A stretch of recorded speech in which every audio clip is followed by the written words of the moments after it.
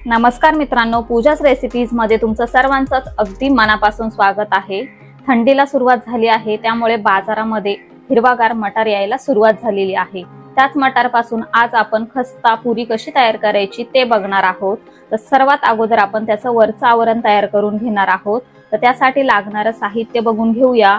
इथे मी 1 कप इतकं गव्हाचं पीठ घेतलेलं आहे, अर्धा कप मैदा, 1 टेबलस्पून बारीक रवा, अर्धा टीस्पून ओवा, चवीनुसार मीठ आणि 2 टीस्पून इतकं तेल मोहन घालण्याकरिता घेतलेलं आहे।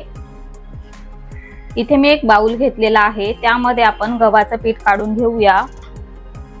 मैदा, बारीक रवा,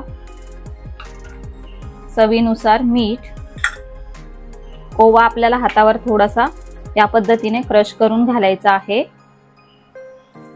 तेल आपण घेतलेलं ते कच्चच आपण यामध्ये वापरणार आहोत। अगोदर आपण मिनिटभर मिक्स करून घेणार आहोत।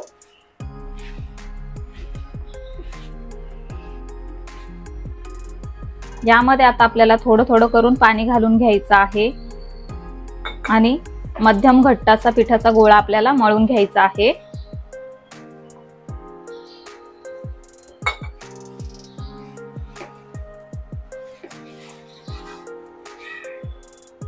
इथे आपलं पीठ मळून तयार झालेलं आहे। आता आपण हे झाकून 20 मिनिटांसाठी बाजूला ठेवून घेणार आहोत। जोपर्यंत आपलं पीठ मुरतंय तोपर्यंत आपण मटारची स्टफिंग तयार करून घेणार आहोत। त्यासाठी इथे मी 1 कप इतके मटार स्वच्छ धुवून घेतलेले आहेत, ते आपल्याला मिक्सरच्या भांड्यामध्ये काढून घ्यायचे आहेत। यासोबतच आपल्याला 4 ते 5 पाकळ्या लसूण आणि 2 ते 3 हिरव्या मिरच्या काढून घ्यायच्या आहेत। पाणी न घालताच आता आपण हे वाटून घेणार आहोत। इथे आपण मटार मिक्सरला बारीक वाटून घेतलेले आहेत। आता आपण हे परतून घेणार आहोत। गॅसवर कढईमध्ये 1 टेबलस्पून इतकं तेल गरम करून घेतलेलं आहे। तयार सर्व पेस्ट आपण यामध्ये काढून घेणार आहोत। सर्व पेस्ट इथे आपण तेलावर काढून घेतलेली आहे। यामध्येच आपण 1/4 टीस्पून इतकी हळद, अर्धा टीस्पून इतकी धने जिरेची पूड आणि चवीनुसार मीठ काढून घेणार आहोत आणि छान कोरडी होईपर्यंत परतून घेणार आहोत। तर गॅस इथे मी बारीकच ठेवून घेतलेला आहे। बारीक गॅसवरतीच आपल्याला ही पेस्ट व्यवस्थित परतून घ्यायची आहे।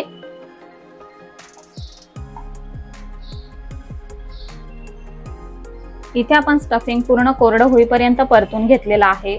या पद्धतीने आपल्याला कोरडं करून घ्यायचं आहे। जर का थोडंफार ओलसर राहिलं ना तर पुरी लाटताना तुटू शकते किंवा फाटू शकते, त्यामुळे या पद्धतीने आपल्याला पूर्ण मिश्रण असं कोरडं करून घ्यायचं आहे। इथे आपलं स्टफिंग बनून तयार झालेलं आहे। गॅस बंद करून हे पूर्णपणे थंड करून घेणार आहोत। इथे आपलं स्टफिंग पूर्णपणे थंड झालेलं आहे। आता आपल्याला याचे छोटे छोटे बॉल तयार करून घ्यायचे आहेत। हे बघा, या पद्धतीने असेच आपण सर्व तयार करून घेऊया। इथे आपण सर्व स्टफिंगचे छोटे छोटे बॉल तयार करून घेतलेले आहेत। आता आपण लगेचच याची पुरी तयार करून घेणार आहोत। इथे आपलं पीठ छान मुरलेलं आहे। आता आपण हे थोडंसं मळून घेणार आहोत। थोडासा कोरडा मैदा मी हाताला लावून घेतलेला आहे। हे बघा, छोटासा गोळा आपण पिठाचा काढून घेऊया आणि हातावर थोडासा मळून घेऊया।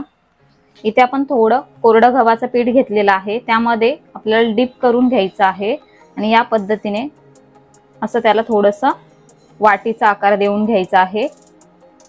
यामध्ये आता आपण जी स्टफिंग तयार करून घेतलेली आहे ती भरून घ्यायची आहे आणि पूर्ण बंद करून घ्यायचं आहे। उर्वरित पीठ आपण काढून घेतलेलं आहे। इथे आपण स्टफिंग भरून घेतलेली आहे।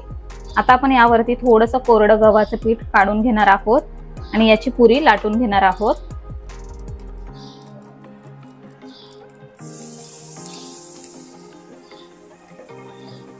हे बघा, इथे आपली पुरी लाटून तयार झालेली आहे। याच पद्धतीने आपण सर्व पुरी तयार करून घेणार आहोत। इथे आपल्या पुऱ्या बनवून तयार झालेल्या आहेत। आता आपण ह्या तळून घेणार आहोत। गॅसवर कढईमध्ये तेल आपण गरम करून घेतलेलं आहे। पुरी आता आपण तेलामध्ये सोडून घेऊया आणि गॅस आपल्याला इथे मीडियम करून घ्यायचा आहे आणि मीडियम गॅसवरतीच आपल्याला पुरी तळून घ्यायची आहे। या पद्धतीने वरच्या बाजूला थोडंसं तेल उडवून घ्यायचं, जेणेकरून वरच्या बाजूने सुद्धा पुरी छान तळली जाईल।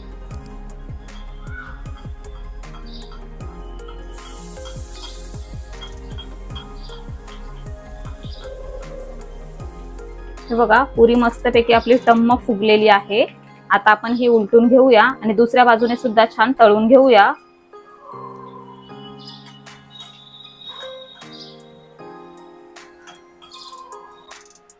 इथे आपली पुरी तळून तयार झालेली आहे। आता आपण ही काढून घेऊया आणि उर्वरित सर्व पुऱ्या याच पद्धतीने आपण तळून घेऊया।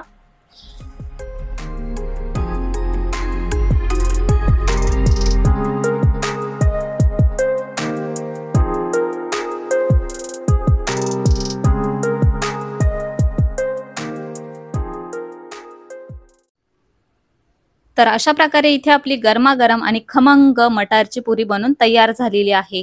त्याच पुऱ्या खाऊन कंटाळा आला असेल तर येत्या हिवाळ्यामध्ये या पद्धतीने मटारची पुरी घरी नक्की करून बघा व ती कशी झाली आहे ते आम्हाला कमेंटद्वारे नक्की कळवा।